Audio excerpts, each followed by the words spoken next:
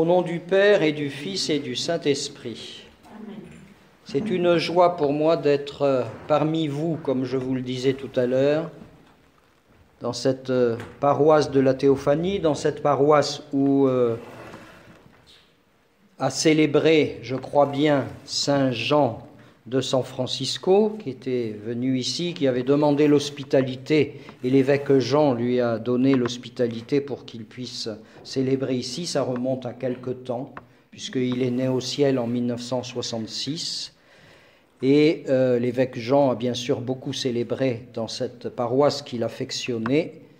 Et là, il l'a fait jusqu'en 1960, je pense 69, parce qu'en 70, à moins qu'il soit venu, même au début de l'année 70, il est né au ciel le 30 janvier de l'année 70. Puisque je parle d'évêque, mettez dans votre prière notre archevêque, Monseigneur Germain, qui est beaucoup affaibli depuis plusieurs mois. Là, il est en montagne, alors peut-être que l'air de la montagne lui fera du bien, mais en tout cas, accompagnez-le par les prières parce qu'il est beaucoup affaibli.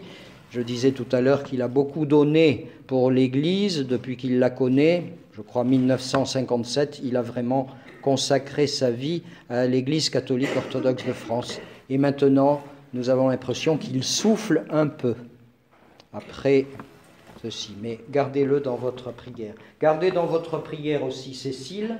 Je l'ai eue ce matin au téléphone, l'épouse du père Bernard.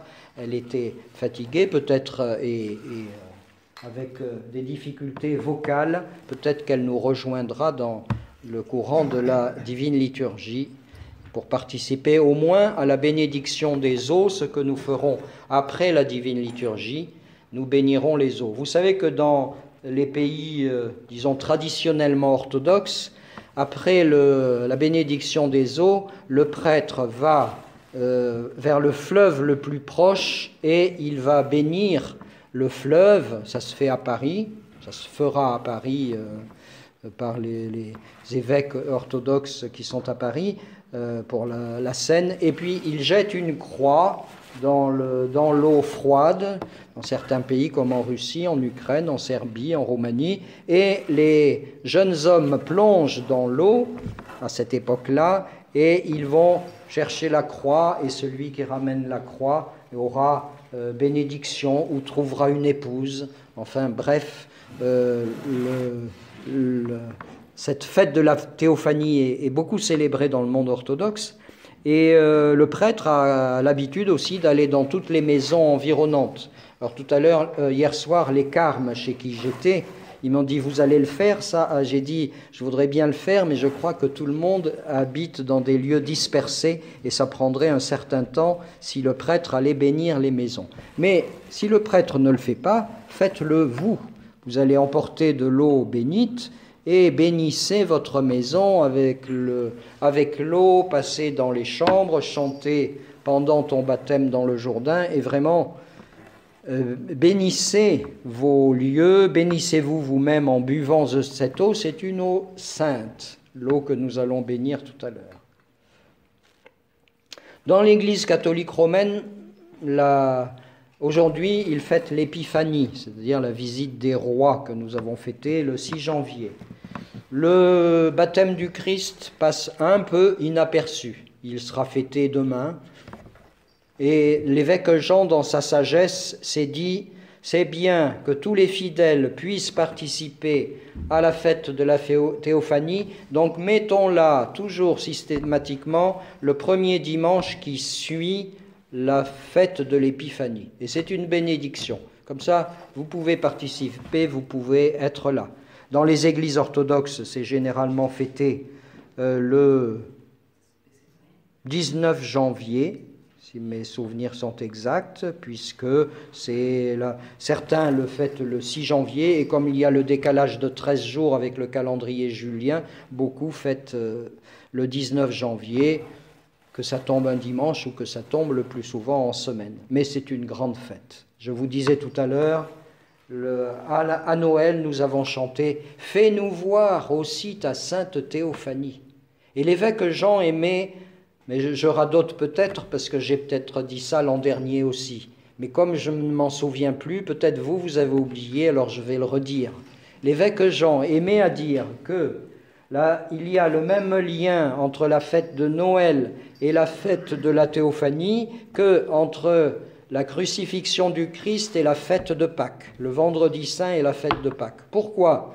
Parce que au moment de la fête, si l'on peut dire, de la crucifixion, le Christ est enterré comme un mortel dans la terre, et au moment de la Noël, le Verbe descend des cieux et vient dans une grotte. Vous voyez l'analogie que Dieu le Père a semé son Verbe dans le monde, et il le fait à la fête de l'Incarnation, et plus profondément encore, parce que le Christ va goûter notre mort le vendredi saint. Et qu'est-ce qui se passe après? Mais vous le savez, que 3 jours après, le Christ ressuscite. Il ressuscite en gloire. Eh bien, nous avons aujourd'hui une plénitude qui est analogue avec la résurrection. Pourquoi? Parce que, nous allons le dire tout à l'heure, mais vous l'avez entendu dans les textes, la Trinité s'est manifestée. Et quand la Trinité se manifeste, c'est un jour de gloire. Et c'est un jour de gloire non seulement pour l'humanité, mais pour toute la création. Parce que toute la création est vivifiée par cette, pourrait-on dire, cette impression que la Divine Trinité met dans le monde. La Divine Trinité, Dieu a créé le monde, et il a aussi, il renouvelle toujours, comment dirais-je, sa main bienveillante sur l'univers, et avec la fête de la Théophanie, qui est tout à fait admirable, le Père, le Fils et le Saint-Esprit sont présents. Et vous vous souvenez, alors c'est pas dit dans l'évangile d'aujourd'hui, que Saint Jean-Baptiste dit, mais c'est pas moi qui dois être baptisé par toi, c'est toi qui dois me baptiser, parce qu'il le connaît, il le reconnaît, il sait que c'est le Fils de Dieu. Et le Christ dit, laisse faire, baptise-moi, parce qu'il faut que toute justice s'accomplisse. Et quelle est cette justice?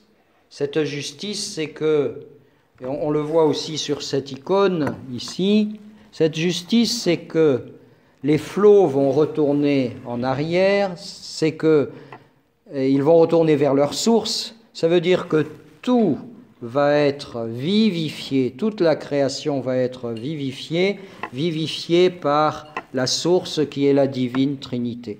Et en bas, il y a un petit personnage qui est avec deux poissons qui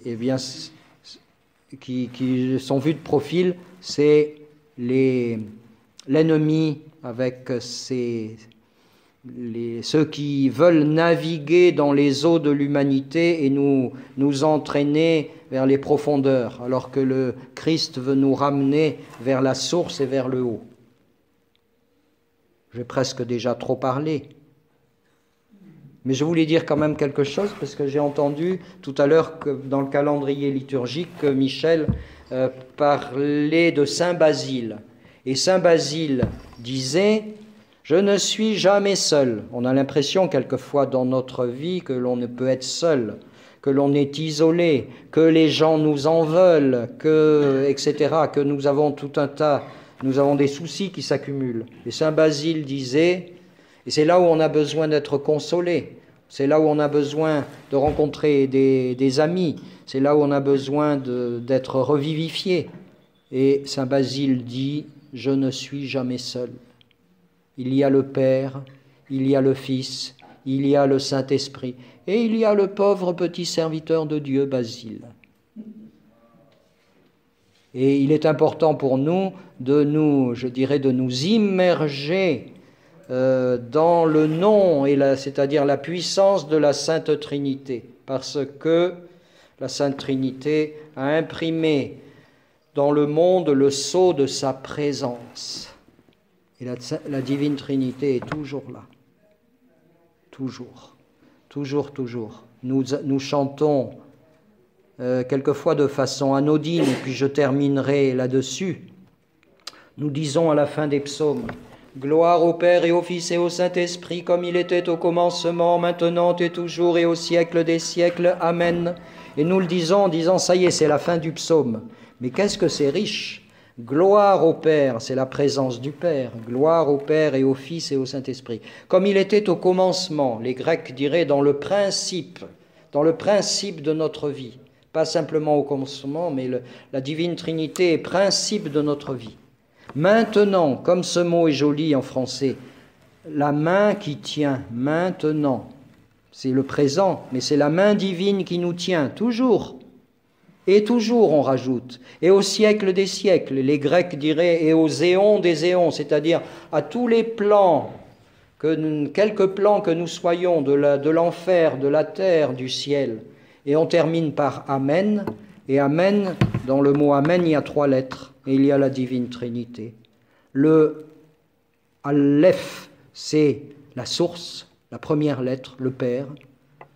Le Nun à la fin, ça veut dire le poisson, c'est le Christ. Et au milieu, il y a Mem, qui est le Saint-Esprit qui nous engendre perpétuellement et qui nous donne le mouvement et qui est, on pourrait dire, notre mère si nous nous adressons à lui. À notre Dieu, louange, gloire, honneur et adoration au siècle des siècles.